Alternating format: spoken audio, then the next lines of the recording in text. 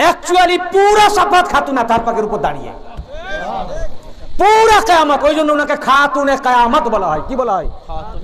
খাতুনে কিয়ামত। আল্লাহ রসুল সাফাত কখন করবেন? খাতুনে জান্নাত পাককে ওয়াসিলা করে। কিভাবে? কিয়ামতের দিন। বলেই দিই সাফাত যখন, এটা মেন পয়েন্ট। কিয়ামতের দিন 70 হাদিসে পাকের মধ্যে আছে, খাতুনে জান্নাত পাক যখন আসবেন, আল্লাহ পাক হুকুম করবেন, তোমরা তোমাদের মস্তক অবনত করো, তোমরা তোমাদের মস্তক অবনত করো। জান্নাতের সরদারি নিয়ে আসতেছেন, উনি জান্নাতে যাবেন। 70,000 হুর পরিবেষ্টন করে ওনাকে নিয়ে যাবে। এমনিতে তো 70,000 হুরের মাঝে থাকলেই তো পর্দা, কেউ দেখতে পাবে না। তারপরে আদাবান আল্লাহর হুকুম হবে, সমস্ত পয়গম্বর থেকে শুরু করে সমস্ত নবী রাসূল প্রত্যেকের প্রতি হুকুম হবে, গুদ্দু আবসারুকুম, তোমরা প্রত্যেকে নিজের নিজের চোখ অবনত করো, মস্তক অবনত করো, ঘাড় ঝুঁকাও। কেন? খাতুনে কিয়ামত এখন 70,000 হুর পরিবেষ্টন সহকারে জান্নাতের দিকে যাবেন। যখন উনি জান্নাতের দিকে যেতে যাবেন, আরশে মুআল্লার পায়ার কাছে যখন আসবেন, দাঁড়িয়ে যাবেন, তখন ওনার ডান কাঁধে থাকবে একটা সবুজ, বড় ইমাম পাকের শাহাদাত পাকের নিশানি, 20 মাখা জামার নিশানি, সবুজ কাপড়। বাম কাঁধে থাকবে লাল কাপড়, আর মাথায় থাকবে মৌলা মুশকিল কুসা পাকের আমামা, উনার নিশানি, উনার শাহাদাত পাকের। এবং উনি আরশের পায়া ধরে বলবেন, কে? খাতুনে জান্নাত পাক। ক্রন্দন করতে থাকবেন আর বলবেন, হে আল্লাহ, আমি এই সন্তানদেরকে তোমার রাহে কুরবান করে দিয়েছি।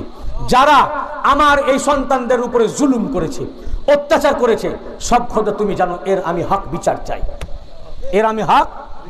উনি এমন ভাবে হক বিচার দাবি করবেন যে হাসরবাসী সমস্ত 70,000 হুর ফেরেশতা পুরা কিয়ামতের ময়দানে কান্নাকাটি শুরু হয়ে যাবে। সমস্ত মুমিন ও মুমিনাত হাসরের ময়দানে রোনা জারি শুরু করবেন, মাতম বারপা শুরু হবে, মাতম জারি শুরু হবে। আর খাতুনে জান্নাত পাক ফরিয়াদ করতে থাকবেন। ওনার ফরিয়াদ শুনে আল্লাহ পাক কাহার রূপ ধারণ করবেন। কাহার, আল্লাহর আরেকটি নাম কি? কাহার। তো কাহার যখন নাম, তো কাহার তো হবেন, কিন্তু কিয়ামতের দিনে উনি রহমানুর রহিম। উনি এমন রহিম হবেন, সেই দিন দেখবে যে তিনি কেমন রহমানুর রহিম, কিন্তু কাহার তো হবেন। কখন? এই টাইমে কাহার রূপ ধারণ করবেন। এমন হবে যে তখন জলজলা শুরু হবে কিয়ামতের ময়দানে, ভূমিকম্প। যে সমস্ত পয়গম্বরেরা যারা সোনার চেয়ারের উপরে, কুরসির উপরে বসে থাকবেন, তারা অজ্ঞান হয়ে কুরসি থেকে নিচে পড়ে যাবেন। সমস্ত পয়গম্বর নিচে পড়ে যাবেন, ভূমিকম্প শুরু হবে। জিবরাইল আলাইহিস সালাম তখন তটস্থ হয়ে যাবেন, পুরা হাসরের ময়দান দৌড়াদৌড়ি শুরু করবেন রাসূল পাককে খোঁজার জন্য। অতঃপর আল্লাহ রাসূলকে এক জায়গায় পাবেন, বলে, ইয়া রাসূলুল্লাহ, অবস্থা খুব খারাপ। বলে, কি হয়েছে? খাতুনে আতহার পাক উনার 2 শাহজাদা এবং উনার স্বামী মাওলা পাকের জন্য আল্লাহর দরবারে বিচার দিয়েছেন, ভূমিকম্প শুরু হয়েছে, জলজলা শুরু হয়েছে, মাতম জারি শুরু হয়েছে। আপনি তাড়াতাড়ি চলুন, এখনই সবকিছু ধ্বংস হয়ে যাবে, জান্নাত ধ্বংস হয়ে যাবে, সবকিছু খতম হয়ে যাবে, সব বেকার হয়ে যাবে, আপনার উম্মতকে বাঁচান। রাসূল পাক সাল্লাল্লাহু আলাইহি ওয়াসাল্লাম দৌড়ে আসবেন খাতুনে আতহার পাকের কাছে, বলবেন, মা কি হয়েছে? বললেন, আব্বা, আজকের দিনেও আমি বিচার চাইবো না? দুনিয়াতে তো আমি কিছু বলি নাই, সহ্য করেছি, দ্বীন ইসলামের খাতির সবর করেছি, আজও আমি বিচার চাইবো না? আল্লাহ রাসূল বললেন যে, মা, আজ আমাদের বিচার চাওয়ার দিন নয়। আমরা যদি বিচার চাই, একটা উম্মত জান্নাত যাবে না। আজকে আমাদের বখশিশ করে দেওয়ার দিন। কিসের দিন? উনি খাতুনে জান্নাত পাককে বলবেন যে, মা, আজকে বখশিশ করে দেওয়ার দিন, উম্মতকে ক্ষমা করার দিন, মাফ করে দাও। তখন খাতুনে জান্নাত পাক বলবেন, যখন আমার এই 2 শাহজাদা শহীদই হয়েছেন আর উম্মতেরই যখন দিন, ইয়া আল্লাহ, যারা এখন এই হাসরের ময়দানে আমার 2 শাহজাদা এবং আমার স্বামীর জন্য রোনা জারি করছে, দুনিয়াতে যারা রোনা জারি করেছে, মাতাম জারি করেছে, কান্নাকাটি করেছে, নওহা করেছে, মার্সিয়া করেছে, ইনাদেরকে ভালোবেসেছে, আমার এই 2 শাহজাদার শাহাদাতের বিনিময়ে সকলকে শাফাত করো, সকলের গুনাহ মাফ করো। রাসূল পাক সাল্লাল্লাহু আলাইহি ওয়াসাল্লাম বলেন, খাতুনে জান্নাত পাকের এই কথা আল্লাহ কবুল করবেন, শাফাত কবুল করবেন এবং বলবেন, ইয়া রাসূলুল্লাহ, আপনার কন্যা খাতুনে জান্নাত পাকের ওসিলায় আপনার সমস্ত আহলে বাইতের মুহিব্বিনদেরকে বিনা হিসাবে জান্নাতে প্রবেশ করানো হলো। এদের হিসাব লাগবে না, এদের হিসাব কিতাব লাগবে না, বেহিসাব জান্নাতি। ইমাম পাকের শাহাদাত আমাদের শাফাতের কারণ হবে। কি হবে? ইনার শাহাদাত আমাদের শাফাতের। আর সুপারিশকারী কে হবেন? খাতুনে জান্নাত পাক, সুপারিশকারিনী এবং রসুলে পাক সুপারিশ করবেন খাতুনে জান্নাত পাকের এই ওসিলায়, ইনার ওসিলাতেই সুপারিশ হবে একটি।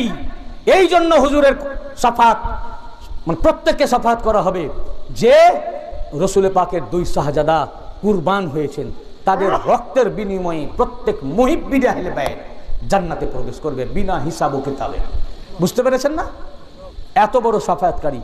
আর এই খাতুনাতার পাকের নাম শুনলে এক শ্রেণীর মানুষের গা জ্বালা হয়ে যায়।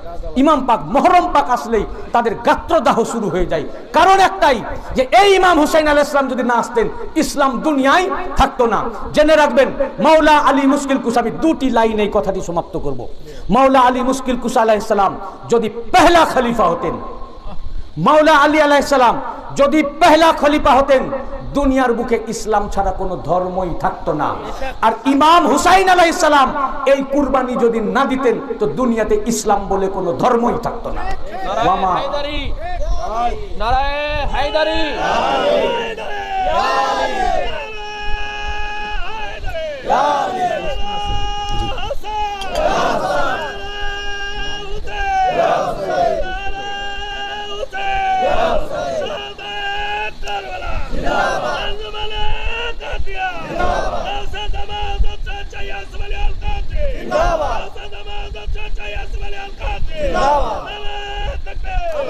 আল্লাহ তাআলা আমাদের তৌফিক আতা করুন।